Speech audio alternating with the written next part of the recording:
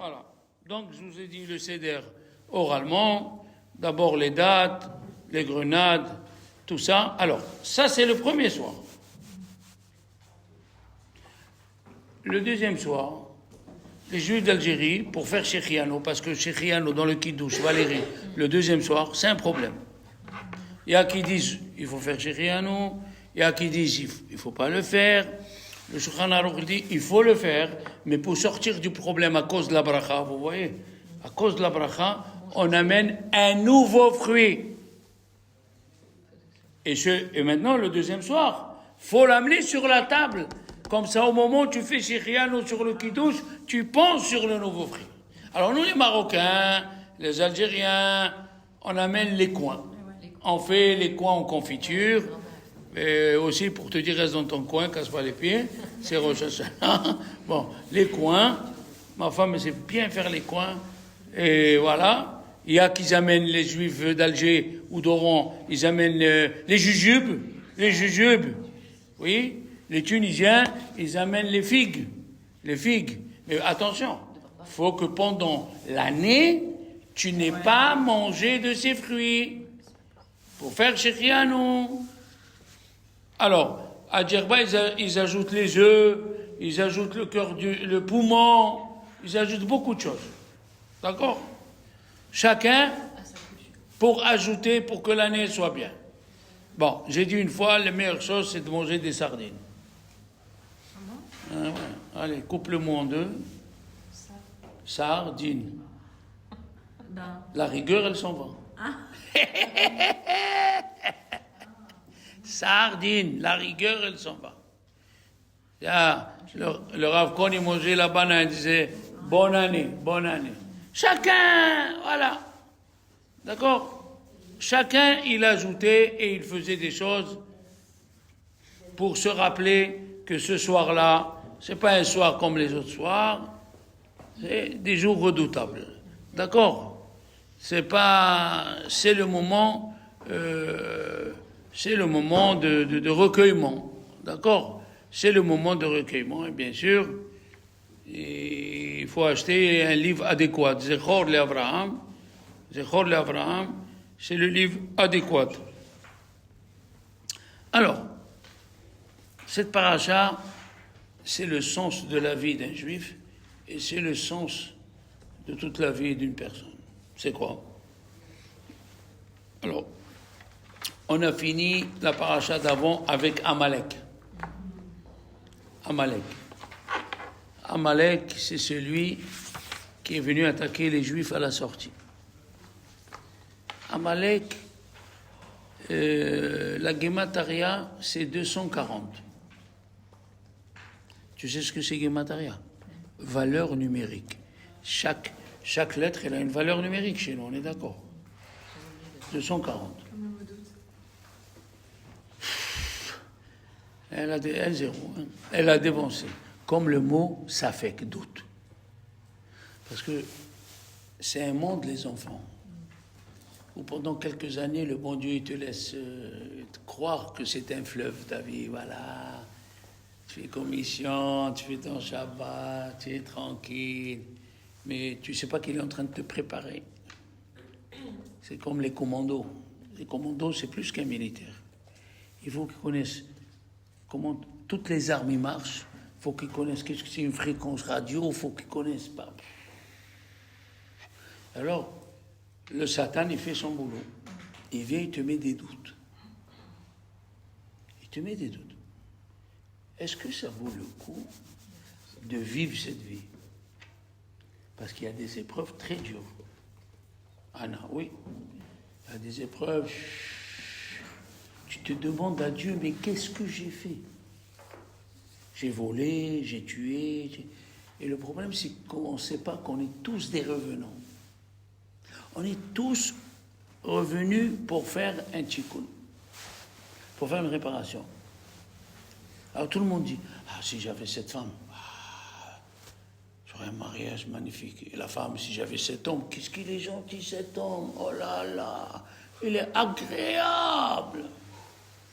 Mais le bon Dieu, à chacun, il lui a donné le colis, la redoute, il faut redouter, la redoute. Et oui. Et il faut tenir. On n'a pas le choix. Ce monde, Amalek, il te met le doute. Il te met le doute. Ben déjà, dans le Pirkei Avot, c'est écrit Aselecha Rav. Fais-toi un Rav, Beistalek Minasafek, et tu t'enlèves du doute. Combien de problèmes sont résolus par le Rav? Et elle dit, la Gemara, même s'il se trompe le Rav, le fait que tu es venu lui demander, il se passe deux choses. Ou Dieu lui met la réponse parce que tu as fait la modestie de venir demander.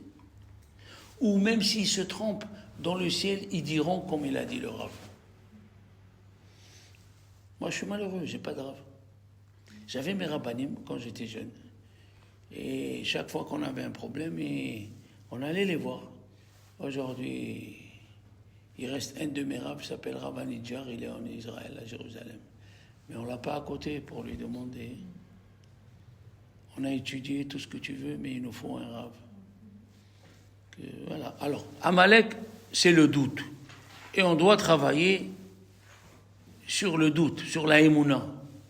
Et la émouna, il faut savoir faire la différence entre ce qui est de Dieu et ce qui est de l'être humain.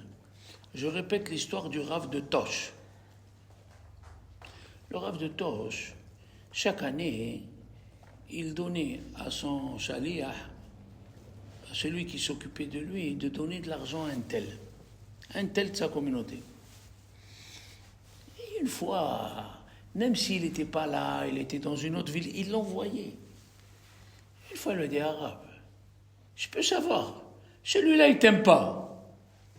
Il t'aime pas. Il me l'a dit. Et tu lui envoies l'argent même quand il est dans des contrées. Il a dit, écoute, ce qui m'est arrivé avec lui. Un jour, c'était en été, et le mikvé était fermé, donc je suis parti dans le fleuve, au Canada. Et je suis rentré dans le fleuve, il était là, lui. Et quand je suis rentré jusqu'au niveau de la tête, avec sa main, il m'a enfoncé la tête pour pas que je sorte. Et je sentais que le Rav, il était vieux, il n'a pas de force. Je vais faire schéma, mais si je fais schéma, je vais boire de l'eau. Et au dernier moment, il a enlevé la main et je suis sorti. Et j'avais les lèvres bleues, ça veut dire j'étais au seuil d'aller dire bonjour à mes ancêtres. Il lui a dit, t'as fait ça et tu lui donnes l'argent. Il a dit, tu vois, voilà la différence, voilà la émouna. C'est quoi la émouna? Ce que lui, il m'a fait rentrer ma tête dans le mikvé, ça c'est de Dieu. C'est Dieu qui lui a dit, fais-lui rentrer la tête. Mais quand il a décidé d'enlever et que je ressors, ça c'est de lui. Alors je lui dois. Dans la même action, il faut savoir être forte et de dire, ça c'est de Dieu, ça c'est de l'être humain. Et il faut avoir une très grande émouna. La émouna, on te met un doute. On te met un doute. Le Satan te met un doute. Yosef Hatzadik, il a été éprouvé par Madame Potiphar. Et juste après, où il est parti? Qu'est-ce qu'il peut me dire? En prison 12 ans. Ah, c'est la récompense. Je résiste à une épreuve. La récompense, c'est ça. Les grandes personnes, ils sont éprouvés. Et plus ils sont grands dans la Torah, et plus l'épreuve. Elle est difficile. Et oui, Valérie. Et oui. On dit que Hachem il nous donne une épreuve qu'on est capable de. Alors s'il te l'a donnée, c'est que tu es capable. Voilà. Et si elle est grande, c'est que tu es capable aussi. Vous savez, quand on était petit, les petits enfants qui bougent trop, ils ne restent pas assis, va et vient. Comment on appelle? Ils sont Hyperactif. Merci. Tu connais pas le mot, toi aussi? Ah si, mon fils, il était hyperactif. Alors, hyperactif. Sache que d'après le Zohar, c'est pas hyperactif. Il a une âme très grande et un petit corps, et l'âme n'arrive pas à se placer en lui. Eh ouais. C'est ça, hyperactif.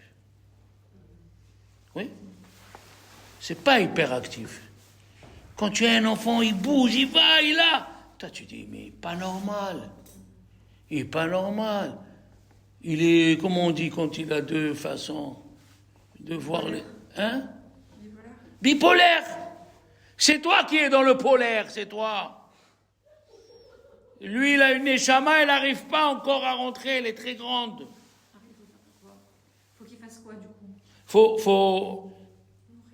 Non, il faut qu'il étudie parce que, avec l'étude, il donne la place dans son corps à ce que la Neshama, elle rentre. Il canalise. Il canalise sa Neshama. Parce que, vous savez, les enfants, quand tu fais une fila, quand tu étudies, ce que tu as étudié, il rentre dans ton corps. Il s'avale dans ton corps, il prend la place. Et chaque membre de notre corps, il est par rapport à une mitzvah. Elle trouve sa place. On dit le matin dans le schéma. Vous faites le schéma le matin. Très bien. Qu'est-ce qu'on dit? Ve'aya im shamu atishmeu el mizvotai. Si vous écoutez mes mitzvot, tu as vu toi une mitzvah qui te parle? Eh bien, ça veut dire que tu es encore bouché. Il faut appeler Farina. Le Midrash, il dit, les mitzvot, ils nous parlent le matin. Tu as fait ça? Tu as fait la Hamida? Tu as fait le schéma?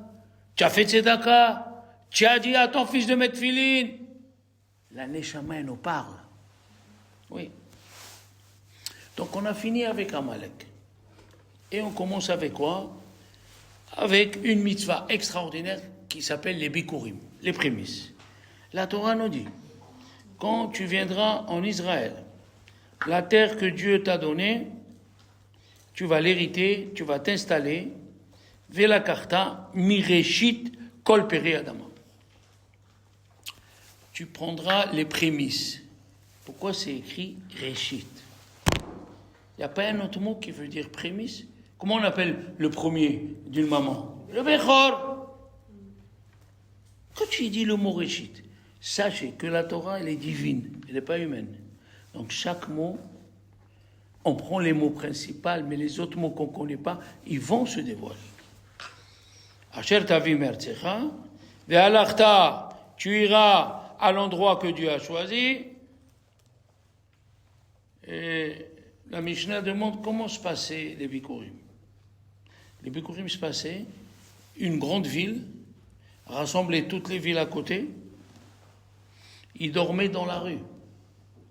Les gens les invitaient pour dormir, ils dormaient dans la rue pour entraîner, pour que les gens ils disent pourquoi tu dors dans la rue? Il faut que je me lève de bonne heure, je dois aller amener les fruits chez Dieu. Les Bikurim, on les amenait de Shavuot jusqu'à Hanouka. D'accord? Et il y a qui disent pourquoi ils ne rentraient pas dans les maisons? Parce qu'il y a des maisons où ils ne faisaient pas attention aux dynimes de propreté, la Touma. Et le matin, ils se disaient, levez-vous, nous allons aller à Tzion. D'accord? Et ceux qui étaient à côté de Jérusalem, parce que pour transporter les fruits de Tzfat à Jérusalem, tu sais où c'est Tzfat? Hein? C'est dans le nord, dans la Haute-Galilée, à 280 km de Jérusalem. Chaque année que j'y vais à Tzfat, parce qu'ils sont enterrés les plus grands rabbins. Et pourquoi au nord? Il a dit à Ari Kadosh, c'est écrit dans le prophète, du nord viendra le mal. C'est écrit Mitzafon, Tipatahara, du nord viendra le mal. Tous les rabbins ils se sont mis dans le nord pour faire un rempart au mal. Il n'y a que les grands qui sont enterrés là-bas. Alors, ceux qui sont à côté, ils amènent les figues et les raisins. Et ceux qui sont loin, ils amenaient les figues sèches et les raisins secs. Comme ça dit la Mishnah. Et un taureau, pour un korban rémunératoire, qu'on lui mettait des colliers. Pas des colliers en or. Des colliers de fleurs et tout. C'était un processus, une procession, la Bikurim. Et ses cornes étaient couvertes d'or. Et il avait une couronne d'olivier sur sa tête, et celui qui jouait de la flûte, comment tu dis celui qui joue de la flûte? Le flûtiste.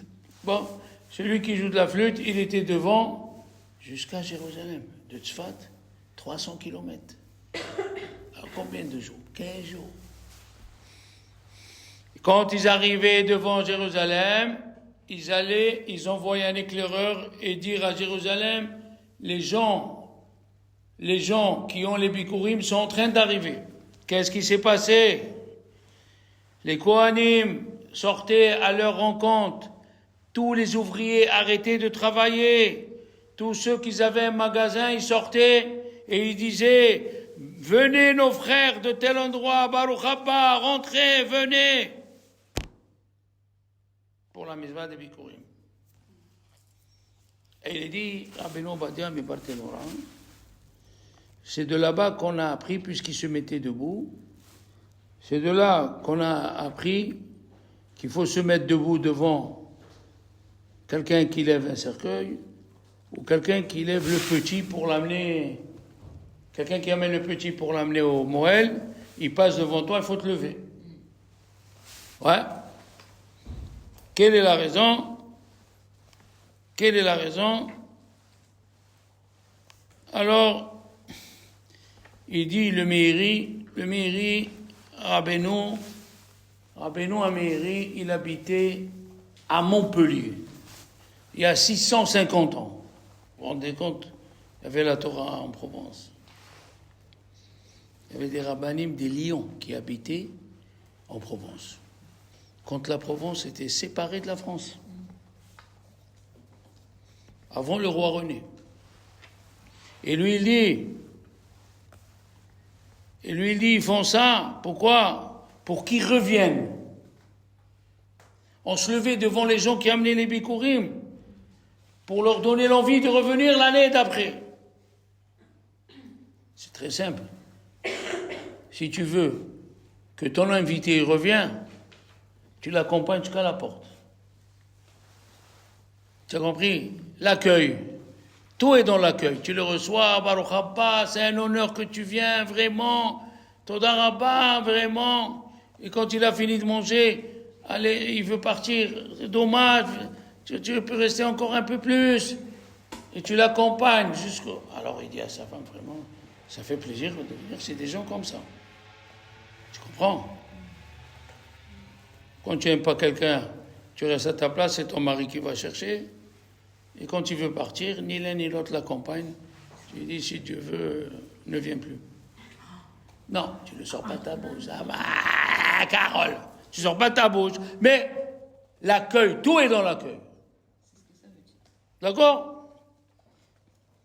Alors maintenant, on va dire, pourquoi il y a écrit Réchit? Oui, madame Carole. Comme c'est écrit au début, Bereshit bara Elohim, au début, Dieu, il a créé le ciel et la terre. Pourquoi tu dis Bereshit? Il y a un mot pour vous dire au début, Tehila. Tehila veut dire le bil. Quand tu dis à quelqu'un, Tehila ou Amarli, au début, il m'a dit, c'est ça le mot Tehila. D'où il sort ce mot, Réchit? De roche. Hein? De roche, la tête. La tête, oui. Oui. On va voir. Tu touches des choses intéressantes. Il a dit, Rashi, si Dieu a employé le mot Bereshit, ce verset nous dit, Dirshuni. Il faut me demander pourquoi j'ai écrit Réchit. Et qu'est-ce qu'ils disent, Chachamim? Chachamim, ils disent, parce que le peuple d'Israël, il s'appelle Réchit, et la Torah, elle s'appelle Réchit. Donc, on a voulu employer un mot qu'on retrouve dans ces trois choses. Réchit. Oui. Comme ça, il dit. Alors, Rashi l'amène. Et les Bikurim aussi, du coup, ça s'appelle Réchit. Hein? Et les prémices aussi, alors, du coup, ça s'appelle... Oui, les prémices, ils s'appellent Réchit, la Torah, elle s'appelle Réchit, et le monde, Réchit. Ça veut dire que Dieu a créé le monde pour les Juifs et pour la Torah. Voilà. Et pour les Bikurim, comme nous dit Sarah. Alors, il y a un verset qui dit, venez, bo'ou, nishtahave, on va se prosterner, venichra'a, on va s'agenouiller devant Dieu. Le Midrash dit, mais si tu te prosternes, il y a dedans que tu t'es agenouillé. Quelle différence entre agenouiller et prosterner? Agenouiller, genoux, sur les genoux. Prosterner, c'est le corps entier qui colle sur le sol. Alors, comme ça, ils faisaient les Juifs au temps du Beth Amikdash à Kippour. Et il y a des Juifs, et les Ashkénazes, et il y a des Juifs séfarades, ils font ça pendant la Chazara du Moussaf. Dans le Moussaf, c'est écrit Vea Kohanim, Vea Keshayu, Shom'im, Shem, Averua, Shaya, Yotze, Mipi, Kohen Gadol, Ayu, Korim, Umishtahavim, Ve'omerim, Baruch, Shem, Kevod, Malchuto. C'est quoi? Quand ils écoutaient le nom saint qui sortait de la bouche de Kohen Gadol, ils s'agenouillaient et ils se prosternaient. Qu'est-ce qu'ils font aujourd'hui dans les synagogues des Ashkénazes? Ils mettent le tapis parce que c'est assourd de se prosterner et tu vois ton image. Ça veut dire que si tu as une synagogue où le parterre il est en marbre brillant jusqu'à que tu te vois quand tu te prosternes, c'est assourd. Alors qu'est-ce qu'ils font? Ils mettent un tapis et au moment où le Shaler Tzibur dit Koreim, Mishtahavim, ils se prosternent et ils s'étalent. D'accord? Alors, qu'est-ce qu'il a fait, Moshe Rabbeinu? Il a vu que le Beth Amikdash allait se détruire et que les Juifs ne vont plus amener de Bikurim. Il a institué que les 3 prières dans la journée.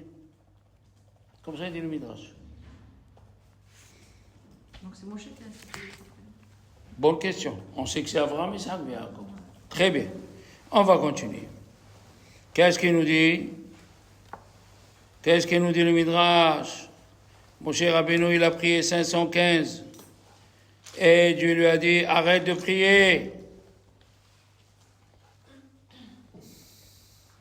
Qu'est-ce qu'il fait le monsieur qui l'amène le Bikurim? Il dit, Ashkifa Hashem meme'an kochecha. Regarde Dieu de là-haut où tu es. Pourquoi? Parce que celui qui fait une mitzvah comme les Bikurim, il montait, et quelle est quand quelqu'un veut voir un roi, combien d'argent il donne, il dit le Midrash, pour rencontrer le secrétaire? Que le secrétaire, il te fait rendez-vous avec le ministre. Après le ministre, il te fait rendez-vous avec le secrétaire perso de l'Élysée. Après le secrétaire perso, il parle au président, et après tout ça, à savoir s'il te reçoit et combien de minutes il te reçoit, est-ce qu'il va accéder à ta demande? Qu'est-ce qu'il nous dit le Midrash? L'homme, il amène les bikurim, mais il monte dans le temple, il les met dans un panier, et il se met au milieu de la Hazara, du parvis. Il y a le parvis des femmes, le parvis Israël, et le parvis des Lévites. Il se met là-bas, et il se met à prier. Ashkifa mimeon kochecha. Regarde Dieu d'en haut, Ubarech et Amecha Israël, et bénis ton peuple Israël, Ve'et Adama. C'est la suite qui nous est importante. Il ne bougeait pas de là-bas, et il disait à Dieu, je ne bouge pas d'ici jusqu'à que tu accèdes à ma demande. Qu'est-ce qu'il dit le Midrash? Mademoiselle Emouna, Amar Rabbi Shimon ben Lakish, Yatsa bat kol, une voix sortait du Saint des Saints et lui disait, tu auras le mérite d'amener l'année prochaine les Bikurim comme cette année. Chaque juif devenait un prophète quand il amenait les Bikurim. Alors la question elle est, comment mon cher Rabbeinu il a vu que le Beth Amikdash allait être détruit et alors il a institué les téphilotes. Mais les téphilotes, on a dit, ils sont à la place des corbanotes. Oui.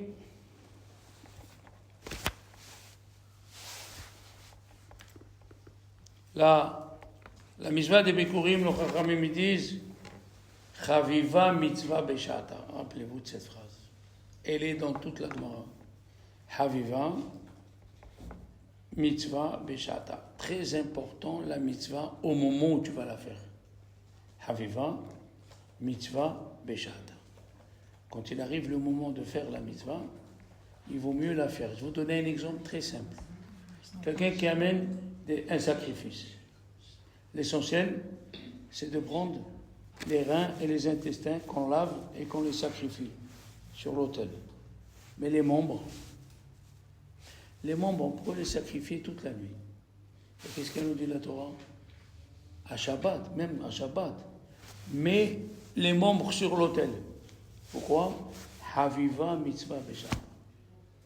C'est très important, la mitzvah, quand il vient son temps, le temps de la mitzvah. Haviva mitzvah beshat. La faire bien. De la faire très bien. On le voit dans le Korban, on le voit dans la mitzvah du Homer. On peut cueillir le Homer Beyom Shabbat, le soir, vendredi soir, on cueillait le Homer. Pourquoi? Haviva mitzvah beshat. Dieu, il aime quand tu fais la mitzvah en son temps et tu la fais bien. Eh oui. On est obligé de donner la terouma et le maaser au Kohen, ouais. Mais la terouma et le maaser, ils doivent subir une transformation.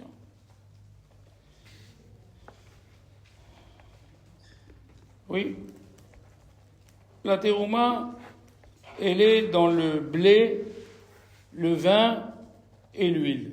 Mais si tu veux amener les olives ou les grappes de raisin, on ne les accepte pas. Alors que les bikurim, tu amènes les fruits. Ah ouais. Les terumot et les maaserot, tu n'es pas obligé d'aller toi-même. Est-ce que tu sais ce que c'est terouma, Valérie? Non, c'est ce que j'étais en train de me dire. Terouma, si Dieu veut, quand il va venir le Mashiach, chacun de nous, on va avoir un terrain de 300 km sur 300 km. Même les Kohanim? Hein? Même les Kohanim? Non, les Kohen. Les Kohen, ils sont restreints au temple. Alors, toi, tu vas avoir un terrain de 300 km sur 300, tu vas faire la moisson. Après, tu dois donner une partie, ça s'appelle terouma, une partie au Kohen. C'est combien? 10%? 10%. C'est maaser, oui, le mot 10. C'est Maaser, après ce que tu as pris. Alors, si tu veux savoir, puisque madame, elle a dit, d'après la Torah, pour entraîner, tout le monde a donné le maaser, la terouma, une graine sur 1 million de tonnes, elle a dispensé tout le reste. Une graine. Donc même si celui qui n'est pas religieux, il dit une graine, je ne vais pas m'engrainer. Une graine. Mais les chachamim, ils ont dit, celui qui a un bon œil, 1/40e. Tous les 40 kilos, 1 kilo. L'œil moyen, 1/50e. Tous les 50 kilos, 1 kilo. L'œil mauvais, 1/60e. Maaser, c'est de ce qui te reste, tu donnes 10% au Lévi. La première et la deuxième année. Au Lévi. Et la troisième année, tu prends toi le maaser et tu montes à Jérusalem pour le manger. Si tu ne peux pas monter, tu donnes aux autres qui les achètent. D'accord? Si tu sais dans la paracha, s'il reste des raisins, tu les laisses. C'est ça? Non, ça n'a rien à voir. Ça, c'est Rien à voir. Parce que Alors, pourquoi la mitzvah de Bikurim, parmi les autres questions, elle vient juste avant Rosh Hashanah? Il dit, le soit émet, alav shalom, parce que la mitzvah de Bikurim, c'est une préparation à Rosh Hashanah. Qu'est-ce qu'il y a écrit dans la mitzvah de Bikurim? Vea Martha Elav, et tu lui diras. Tu diras à Dieu. Qu'est-ce que tu diras? Il dit Rashi, She'encha kafui tova, tu n'es pas ingrate. C'est pas facile, hein? Tu n'es pas ingrate. Et le début de l'année, faut remercier Dieu et montrer que tu n'es pas ingrat. Le Maharal de Prague, il dit, c'est assourd de rendre service à quelqu'un qui ne sait pas dire merci. Je rigole pas. Le Maharal de Prague, c'est pas n'importe qui. Assourd de rendre service à quelqu'un qui est ingrat. Et c'est là toute la paracha. C'est là toute la paracha. Oui. la fin, Amalek était ingrat. Sachez-le, Amalek était ingrat. C'est pour ça la fin de la paracha qui est passée, c'est Amalek. Et le début, c'est Bikurim. Pourquoi? Parce que Amalek était ingrat. Il a grandi. Eliphaz, le fils de Esav, a grandi chez Isaac. Et il a voulu le tuer à la sortie d'Égypte. C'est Amalek. Le fils de Eliphaz, c'est Amalek. Donc Eliphaz, c'est le fils de Esav. Et Eliphaz a donné Amalek. Il a grandi chez Isaac Avinu. Et qu'est-ce qu'il a fait? Il veut tuer les enfants de Yaakov à la sortie d'Égypte. Écoutez bien. L'ingratitude. Le Malbim, il nous dit, il dit une chose extraordinaire. Il a dit, pourquoi on fait la guerre? Pourquoi on fait la guerre contre quelqu'un? Une des 5 choses. Quoi? Il veut agrandir son territoire. Il a peur qu'on vienne lui prendre son territoire. Qu'ils sont fâchés tous les deux. C'est pour ça que c'est écrit dans la Torah qu'il n'y avait aucune de ces raisons pour que Amalek nous attaque. C'est écrit Zachor et Asher lecha Amalek baderech. On voulait aller en Israël, on voulait aller chez personne. Betzetchem et Misraïm. On est sorti d'Égypte, ça veut dire on n'a pas envoyé des messages pour lui faire peur. Asher karcha baderech, il t'a surpris, on n'avait pas de guerre. Velo yare Elokim. Il n'y avait aucune raison pour que Amalek nous attaque. Il a été ingrat. Amalek, il a su qu'en rentrant en Eretz Israël, ils vont le déraciner à Amalek. C'est le représentant du mal. Qui c'est qui a dit, moi je viens de l'apprendre comme vous, je vous le dis, je suis très content d'avoir appris ce que je viens de vous dire. Qui c'est qui a dit à Pharaon que le peuple s'est sauvé? Moi j'ai dit, le service de renseignement de Pharaon. Eh bien non. C'est Amalek qui est parti raconter à Pharaon, les Juifs, ils se sont sauvés. Pourquoi? C'est Amalek. Le mot barah, ki barah, c'est 240. Et Amalek, c'est combien? Aïe, aïe, aïe, aïe, aïe. Donc c'est lui qui est parti raconter à Pharaon que les Juifs sont sauvés. C'est lui qui barah ha'am. Qui est venu raconter à Lavan que Yaakov s'est sauvé? Qui barah Yaakov? Qui barah? C'est Amalek. Extraordinaire. Amalek, c'était un ingrat envers Dieu. Alors, celui qui est ingrat, les enfants, et vous savez, la Haggadah, c'est le début de la paracha de Bikurim. Oui? C'est écrit Arami Oved Avi. C'est les Pesukim. Il y a 4 Pesukim où la Haggadah de Pesach est basée dessus. 4 Pesukim dans les Bikurim. Qu'est-ce qu'elle a à voir, la Haggadah, dans les Bikurim, mademoiselle? Quelqu'un a un élément de réponse, c'est facile. Vous pouvez répéter, j'ai pas compris la question. Il y a 4 versets dans les Bikurim. Il y a 4 versets dans la paracha des Bikurim qu'on amène au Beth Amikdash. Ces 4 versets nous racontent qu'on était en Égypte, Lavan il a voulu nous tuer, Paro a voulu nous tuer, et Dieu nous a sauvés. Et la Haggadah, elle est basée sur ces 4 Pesukim. C'est pour être reconnaissant à Hachem qui nous a sortis. 3-0.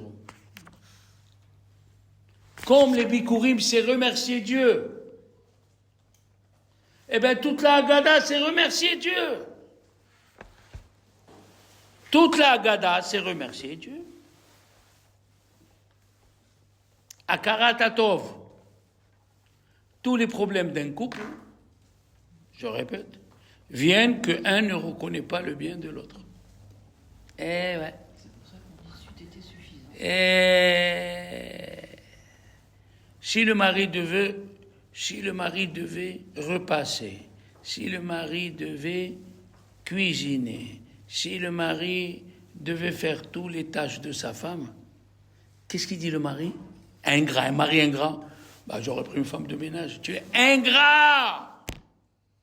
Ta femme, elle le fait avec amour, et la femme de ménage, elle le fait pour les 15 euros. Et, non, mais un type qui est de constitution ingrate, c'est comme ça. Il peut changer ou pas? Oui, en écoutant la Torah, bien sûr. Yosef, quand Madame Potiphar lui a dit, ça fait 10 fois que je t'ai dit, je veux dormir avec toi, tu es beau, je veux être avec toi. Qu'est-ce qu'il a dit, Yosef? Il a dit, comment je peux faire ça à mon patron qui m'a donné tous les clés de sa maison et je vais fauter envers Dieu? Et qu'est-ce qu'ils disent les Chachamim? Pourquoi il n'a pas dit Dieu au début? Il aurait dû dire, mais c'est péché pour nous. Et en plus, le patron. Ils ont dit, Chachamim, Kol hakofer betovato shel havero, tout celui qui est ingrat envers son ami, sofo likfor betovato shel makom. À la fin, il dit, même Dieu, il me fait rien. Si tu dis pas merci à ton ami, à la fin, tu diras à Dieu, tu lui diras même pas merci. Kol hakofer betovato shel havero, sofo likfor betovato shel makom. Le Rav Simcha Zissel, qui est un grand dans le Moussard, le Rabbi Simcha Zissel dans le Moussard, tous les vendredis soirs, il venait se mettait debout devant la porte de la salle à manger. Et sa famille a cru qu'il était il est malade, il est fatigué, il est venu de la synagogue. Après 17 ans de mariage, son fils il lui a dit, voilà une chaise, papa. Il lui a dit, je ne suis pas fatigué. Il y a eu le silence dans la salle à manger. Tu n'es pas fatigué? Et alors pourquoi tu te mets debout? Il a dit, je vais faire Eshet Haïl à ma femme avant de faire une femme vaillante. Je vais voir combien de temps elle était le pain dans le four, le temps que la pâte elle monte, le temps qu'elle a pétri, le temps qu'elle a fait les poivrons, le temps qu'elle a fait la matboucha. Il faut remuer pendant 3 heures jusqu'à ce qu'il y en a marre. Les carottes, c'est pas assez de cumin, il faut mettre un peu plus de cumin. Tout ce qu'elle fait. Maman, avant de faire Eshet Haïl, je veux savoir ce que je vais faire. C'est ça, Akaratatov. Akaratatov vient de quoi parler jusqu'à... Il y a un Rav à Londres que j'ai connu, il s'appelle Rav Halor Padva. Il a fait les camps de concentration. Il est en sortie vivant. Et quand tu vas lui dire, Rav, le lait des Goïm, je peux l'acheter? Il a dit, moi je ne peux pas te répondre. Il faut aller chez mon beau-fils. Chez les Ashkénazes, le lait des Goïm, même pour les Sfarades, j'ai demandé à Rav Ovadia Yosef, Assour! Alors le beau-fils, comment tu t'appelles? Moi, pardon, Mathilde. Malki? Mathilde. Il a dit, le beau-fils, je vais vous raconter pourquoi mon beau-père, il ne peut pas répondre à cette question. Il était dans le camp de concentration, c'était Kippour. Il a jeûné à la fin de Kippour. Il sentait qu'il était en train de mourir. Il a fait schéma. Et il est venu un juif. Il est venu un juif avec un verre de lait. Arabe, ne meurs pas, tiens. Il lui a dit, tu as surveillé la traite? Non, c'est la Gouya qui m'a donné, mais là tu es en train de mourir, Assour. Il a pris le lait. Il a dit, j'ai senti mon âme qui est revenue en moi. Alors il a dit, le lait Goy m'a sauvé. Je ne peux pas répondre à cette question. Est-ce qu'un lait Goy, il est Assour ou non? Vous avez vu comment ils vivent? C'est Rabbanim. Shaoul, il n'arrivait pas à tuer Goliath. Ils lui ont dit, un petit David, là, court de taille, là. Et David Amelech, il est venu devant Shaoul. Comment il était habillé?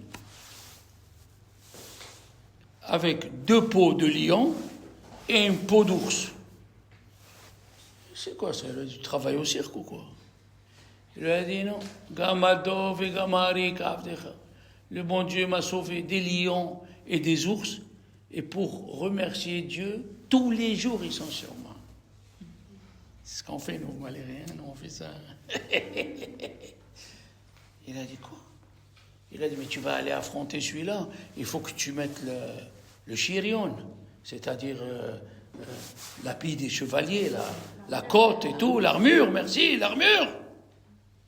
Il t'a tout enlevé, mais David Amelech, il était court de taille. Et Shaoul, il était grand. Qu'est-ce qu'ils ont dit les Chachamim?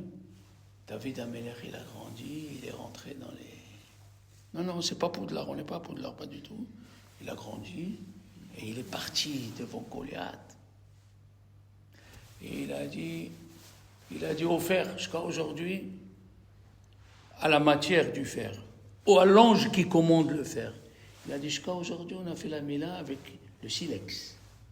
Si tu me laisses pénétrer l'armure de Goliath, j'instituerai qu'on fait la Mila avec le couteau. Et l'ange du fer, chaque élément qu'il y a dans la terre, il a un ange. Eh oui, Valérie. Alors, l'ange du fer, il a dit, ok. Il a jeté, il a dit, Shema, Israël, il a pris 5 petites pierres d'un seul coup. Ils sont rentrés dans la tête de Goliath. Et normalement, tu dois tomber comme ça. Il a dit, Dieu, je vais faire déranger David. Non, il va tomber de ce côté, comme ça il est plus près que David. Qu'est-ce qu'il dit, David? Je me lève au milieu de la nuit. Je me lève au milieu de la nuit pour te remercier. Remercier quoi? Qu'est-ce qui peut me dire remercier quoi? Que Boaz, il n'a pas maudit Ruth. Parce que Boaz, il dormait à minuit. Et Ruth, elle est venue sur le conseil de Naomi à minuit pour dormir avec lui, pour se marier. À minuit, tu vois quelqu'un, qu'est-ce que tu dis? Qu'est-ce que tu dis? À minuit, quelqu'un, il te gratte les pieds. Tu imagines, dans ton lit, il te gratte les pieds. C'est un démon. Qu'est-ce que tu dis? Tu dis un nom de Dieu pour l'éclater. Et Boaz, il a dit non. Il a dit, qui tu es? Il aurait maudit, on n'aurait pas eu David.